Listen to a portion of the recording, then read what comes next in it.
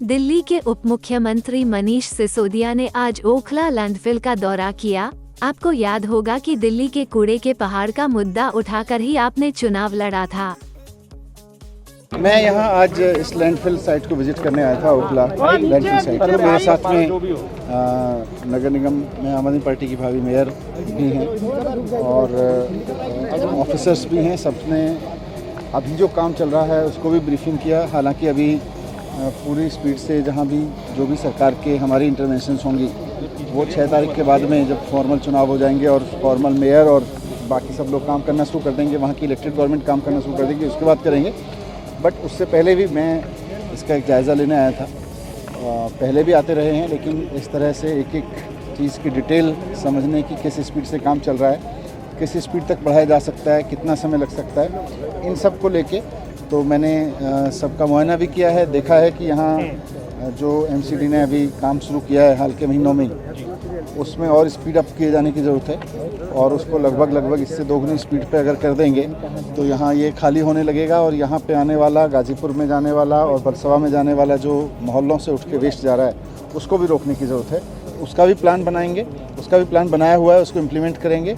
और इसको भी जो यहाँ से आपने देखा यहाँ मशीनें चल रही हैं, इन मशीनों की संख्या भी बढ़वाएंगे। इन मशीनों की संख्या बढ़ा के लगभग दोगुनी करके इसको दोगुनी स्पीड से यहाँ से उठवाएंगे। सर, क्या ऐसा कोई आप टारगेट दे सकते हैं, टाइमलाइन सेट कर सकते हैं कि इतने साल में, इतने महीने में ये हटा सकते हैं, या फिर अभी या कोई ब्लूप्रिंट अभी प्लानिंग आप लोगों ने 15 साल तो बिल्कुल नहीं लगेंगे जो एमसीडी में बीजेपी ने लगाया। हाँ। ये काम नहीं था उतने साल का। स्पीड अप करने की जरूरत थी, बहुत बारीकी से मॉनिटर करने की जरूरत थी। एक बार जब एमसीडी में सारी चीज़ें चालू हो जाएंगी, सुचारू हो जाएंगी, तो मैं खुद हर हफ्ते आके हर एक लैंडफिल साइट पे जाके मॉनिटर करूंगा खुद पर्सनली, कितना उठ रहा है, कितना आगे बढ़ रहा है, जितनी स्पीड बढ़ाने के लिए कही गई उतनी स्पीड बढ़ी कि नहीं बढ़ी।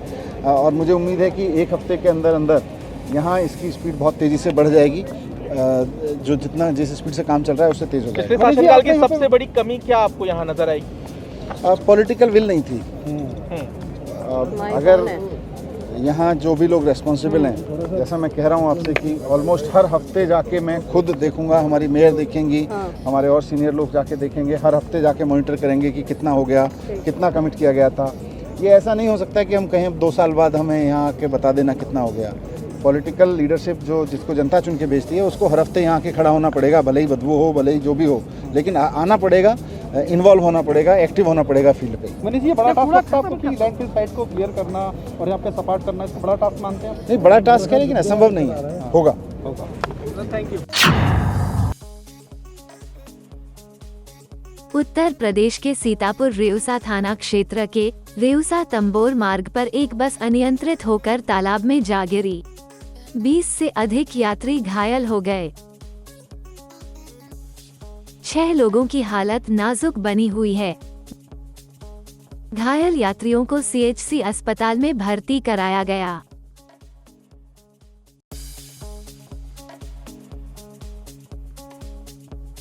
सभी लोग छत्तीसगढ़ के अंबिकापुर जा रहे थे।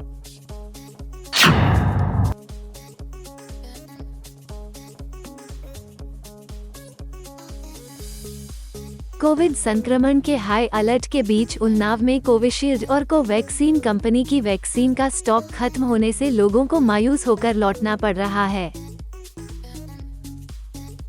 जिले की पीएचसी शुक्लागंज में तो वैक्सीन न होने की नोटिस चस्पा कर दी गई है। वहीं जिला अस्पताल में बुधवार को वैक्सीन केंद्र में डॉक्टर गायब होने से वैक्सीन लगवाने पहुंचे लोगों को वापस लौटना पड़ा।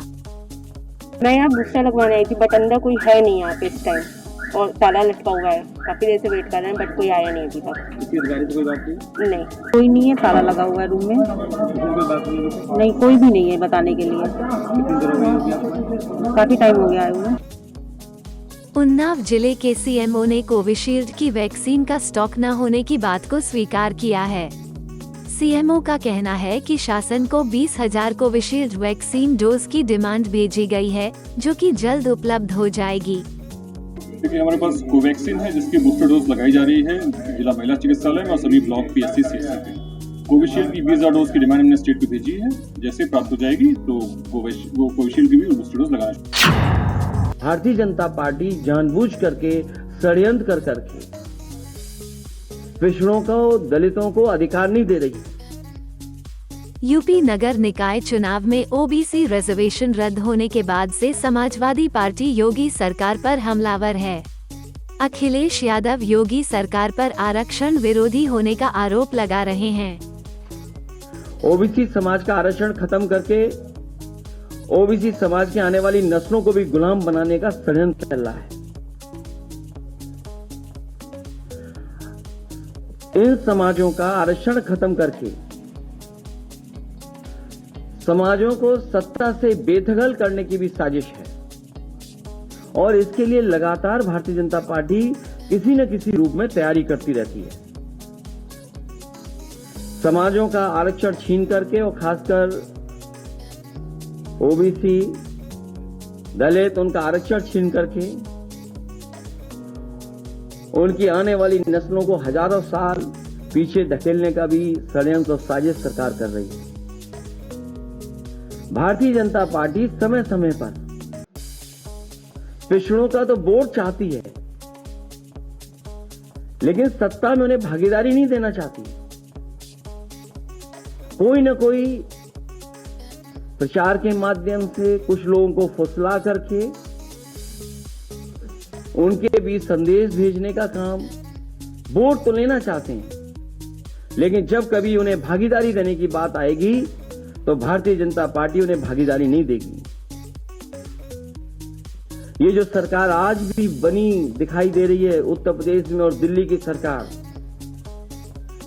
ये पिछड़ों के वोटों से बनी सरकार है और इन दोनों सरकारों में पिछड़ों के लिए कोई जगह नहीं है। अब डिप्टी सीएम केशव प्रसाद मौर्य ने पलटवार करते हुए अखिलेश यादव को करारा जवाब दिया है। सत्ता से चले गए हैं, थोड़ा बेचैन हैं, थोड़ा तिलमिला रहे हैं, थोड़ा परेशान हैं। उनको लग रहा है कि ना सत्ता में हम आ पा रहे हैं ना आ पाएंगे, इसलिए इस प्रकार की बात करते हैं। भारतीय जनता पार्टी के नाते भी और सरकार के नाते भी स्पष्ट कर चुके हैं कि पिछड़ा वर्ग के आरक्षण के बगैर नगरीय निकाय के चुनाव नहीं होंगे और कल कमीशन भी गठित हो गया है। आज हम लोग सुप्रीम कोर्ट में हाई कोर्ट का जो फैसला है उसके विरुद्ध अपील करने जा रहे हैं। इसलिए श्री अखिलेश यादव जी घड़ियाली आंसू न बहाएं। वो परिवार की भलाई के लिए पिछड़ों की बात करने की बात करते हैं। वो पिछड़ों का भला नहीं, परिवार का भला चाहते हैं।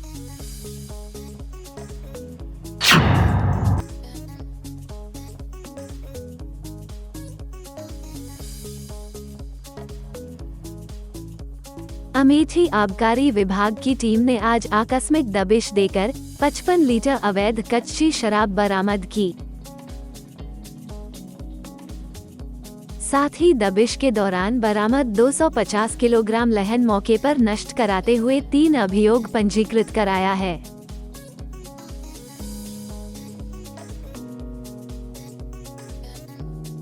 आबकारी आयुक्त के निर्देश पर किए जा रहे प्रवर्तन अभियान के अंतर्गत जिलाधिकारी अमेठी व उप आबकारी आयुक्त अयोध्या प्रभार के निर्देशन तथा पुलिस अधीक्षक व जिला आबकारी अधिकारी अमेठी के पर्यवेक्षण में आज आबकारी विभाग की टीम ने ग्राम देवरसा व चिरईतारा थाना संग्रामपुर में दबिश दी।